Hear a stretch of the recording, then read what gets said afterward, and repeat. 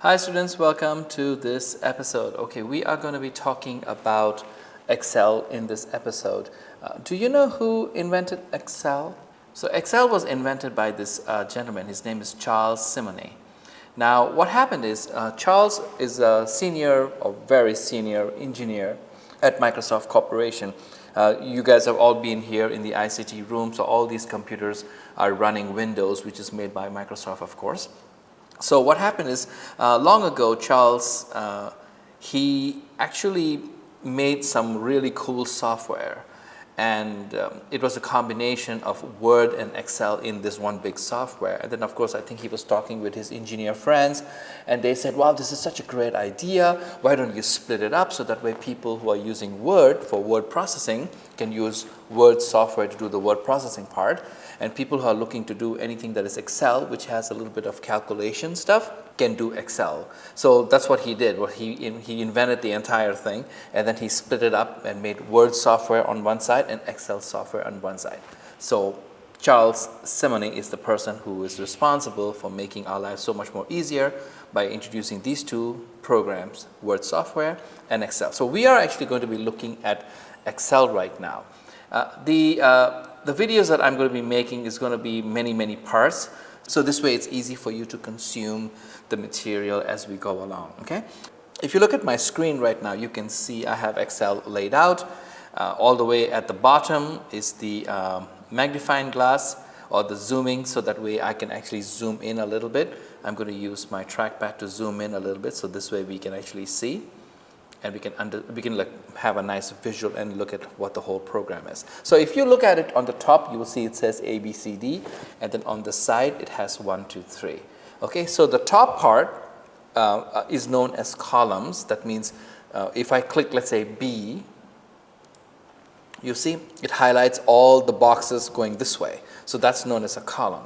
Now if I go and click, let's say 3, you see it'll highlight all the boxes going that way. So the ABCDs are known as columns, and the numbers, the numerals, are known as rows. Okay. Now if you look at it, the way the whole thing is set up, of course, is it has all these little boxes.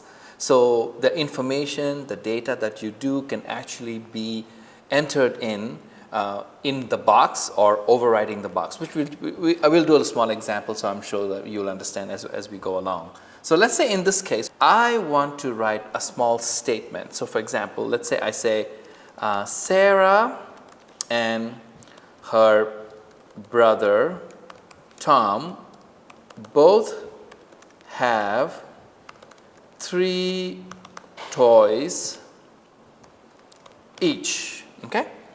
So Sarah and her brother Tom both have 3 toys each. So that means Sarah has 3 toys and Tom has 3 toys. So now that is known like a simple word sum.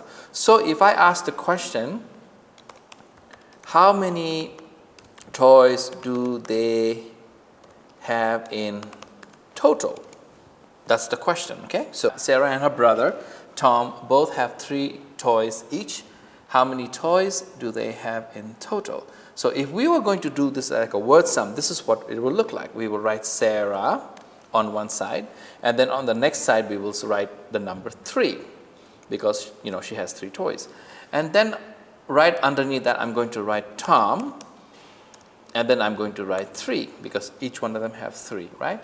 And then at the bottom I'm going to leave a line so that's easy for us to read. I'm going to write total toys. And over here, obviously the answer will be 6. But we want the computer to do it. This is a very simple sum. You'll be like, oh, come on, I don't need a computer to tell me. I can just write the answer right away.